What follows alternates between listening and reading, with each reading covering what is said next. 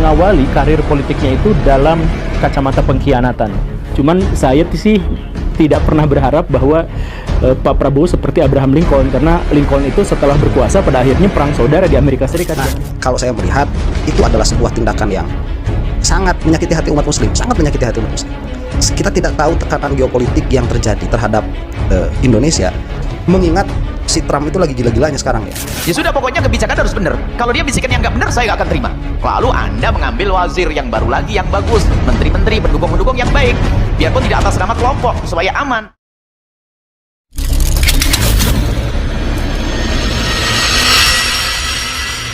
Panas dan terus dipiralkan sejumlah media sosial sosok Prabowo Subianto yang sampai saat ini pantang menyerah menahan gempuran sejumlah kritik terkait dugaan rencana pembukaan lahan kelapa sawit yang mengundang bencana, MBG kontroversial yang banyak memakan korban jiwa, hingga sejumlah kebijakan yang banyak ditentang barisan mahasiswa, para tokoh politik dan pasukan yang menyamakan bahwa Prabowo sama saja dengan Jokowi.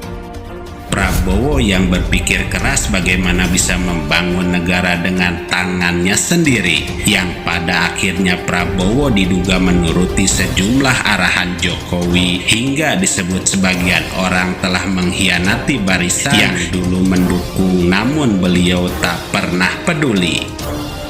Serentak, marak dan menjadi trending usai Prabowo kini kembali bergabung dengan kebijakan Donald Trump dan tunduk pada aturannya. Meski banyak ditentang para pakar ekonomi dan tokoh politik, hingga banyak orang mencari tahu siapa Prabowo dan apa rencana besar sang jenderal sebenarnya, maka menjadi penting tanggapan para tokoh yang menegaskan soal ini. Selengkapnya, mari kita bongkar dengan menyimak sampai selesai agar tidak salah paham. Bayangkan sejak awal beliau nyalonin diri jadi presiden tetapi gagal. Saya sampai lupa berapa kali beliau gagal dalam misi-misi politiknya, bikin partai politik juga misalkan banyak pengkhianatan dan sebagainya, tetapi beliau tetap maju terus gitu. Ini mengingatkan saya sama Pak Abraham Lincoln, presiden Amerika Serikat yang terdahulu itu, yang di masa lampau, yang dia untuk menjadi presiden itu butuh kegagalan berkali-kali gitu. Ya, saya pikir Pak Prabowo mungkin seperti itu, cuman saya sih tidak pernah berharap bahwa Pak Prabowo seperti Abraham Lincoln, karena Lincoln itu setelah berkuasa pada akhirnya perang saudara di Amerika Serikat. Jangan sampai Pak Prabowo juga seperti itu gitu ya. Tapi ngomong-ngomong, bagaimanapun tentang perjalanan karir politik Pak Prabowo itu, beliau mengawali karir politiknya itu dalam kacamata pengkhianatan. Siapa yang berkhianat? Pengkhianatan atas apa? Pengkhianatan Prabowo atas ide-ide Pak Harto. Karena banyak juga isu-isu bahwa Pak Prabowo itu dilindungi oleh orang-orang di sekitarnya sehingga tidak bisa mendengar suara dari luar. Ada beberapa hal yang memang tidak membuat kita bangga ya dari keputusan Prabowo itu. Di antaranya adalah menyuntik dana tuh ke Srewel. Itu triliunan rupiah. Nah, kalau saya melihat itu adalah sebuah tindakan yang sangat menyakiti hati umat muslim, sangat menyakiti hati umat muslim.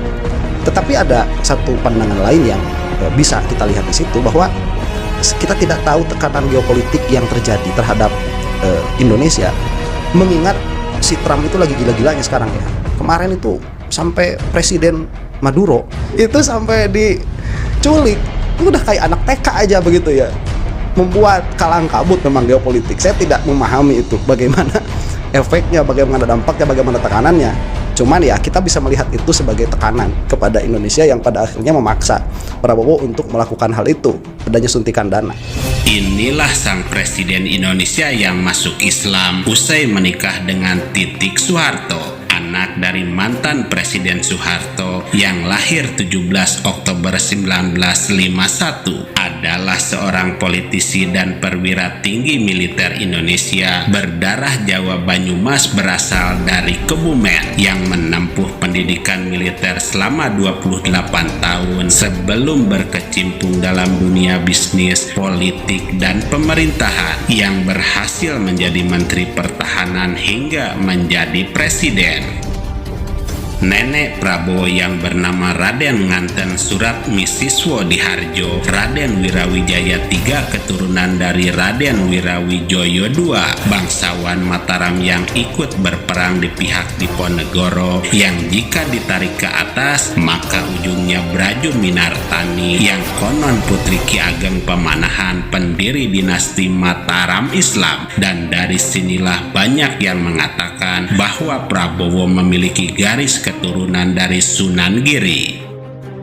Dan kita mengenal sosok Prabowo sebagai tokoh nasional yang karakteristik keperwiraannya dikenal keras dan paling sulit untuk hilang dan dilupakan, sebab kental dengan semangat keperwiraan dan susah untuk menyerah.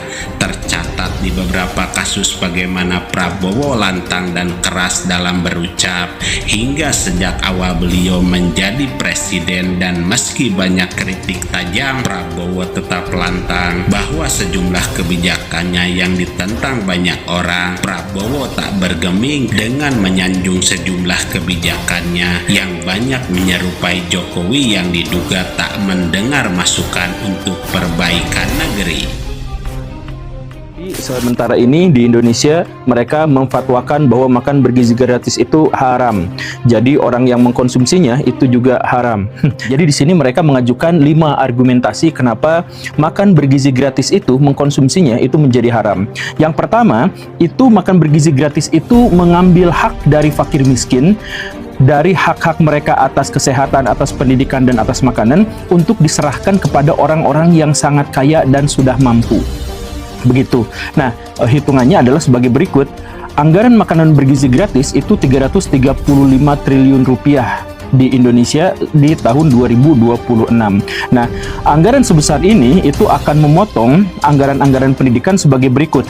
Hak tunjangan profesi guru, kemudian anggaran operasional pendidikan dari sekolah sampai ke kementerian, kemudian beasiswa KIP kuliah itu juga kepotong, mungkin sekitar 9%. Kemudian beasiswa untuk dosen non-PNS itu bisa dipotong 25%. Kemudian beasiswa adik, beasiswa adem, kemudian program sekolah unggul Garuda, dan bantuan pendanaan perguruan tinggi negeri berbadan hukum. Nah, ini semua adalah anggaran-anggaran yang akan dipotong atau berpotensi dipotong atau sudah dipotong karena bergulirnya MBG yang memakan anggaran sampai 335 triliun rupiah itu. Melihat ramai kabar beragam dan sederet kontroversi yang mengekspos serta rencana besar dan perjuangan para pakar dan tokoh politik yang mulai ramai mengkritik keras sederet kebijakan Prabowo yang dianggap mementingkan keinginan sendiri dibanding rakyatnya, maka menjadi penting asupan Buya Yahya yang menegaskan pesan terkait ini. Anda pemimpin yang sudah diusung dengan kelompok yang tidak baik, partai yang tidak baik misalnya, pokoknya komunitas yang tidak baik, lalu dia selalu bisikan ketidakbaikan kepada Anda. Ada tobat bagi Anda sebagai pemimpin, ya jangan didengar. Anda nyesel, saya nyesel dulu diangkat oleh kelompok yang tidak baik, sekarang saya ingin dekat kepada Allah, saya ingin jadikan kepemimpinan ini untuk menghapus dosa kesalahan yang lalu, ya saat ini tobat. Ya sudah, pokoknya kebijakan harus benar. Kalau dia bisikan yang nggak benar, saya nggak akan terima.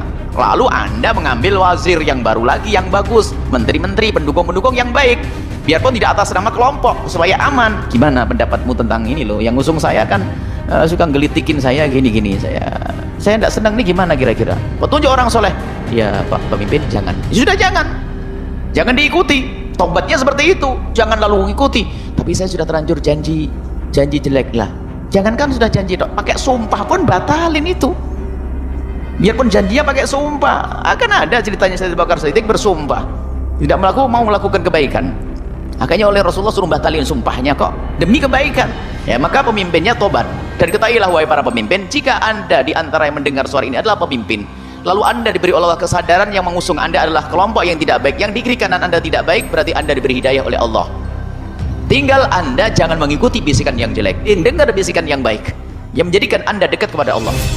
Tanggapan Buya Yahya bukan membahas Prabowo secara langsung, tetapi beliau memberi seruan dan pesan kebaikan secara umum untuk memberi contoh terkait sejumlah kebijakan pemimpin yang wajib mementingkan rakyat dibanding bisnis pribadi atau golongan, keluarga, serta koleganya demi kepentingan politik. Sehingga pesan yang bisa kita ambil bahwa kepemimpinan bukan tentang seberapa lama kita berkuasa, melainkan seberapa besar kita untuk mendengar jeritan rakyat di bawah kaki kita. Karena pada akhirnya tahta akan hancur dan harta akan sirna, namun keadilan seorang pemimpin akan tertulis abadi dalam tinta sejarah yang tak akan pernah bisa dihapus oleh kekuasaan manapun.